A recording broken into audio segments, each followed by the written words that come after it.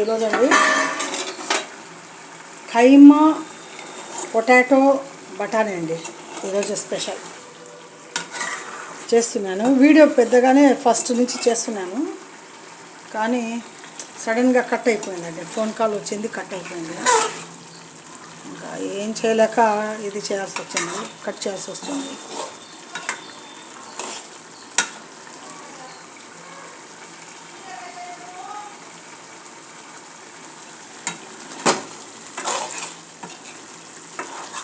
బాగా ఉడికిపోయినాయి కైమాలు కూడా. బఠానీలు ముందు ఉడికిచ్చేస్తున్నా.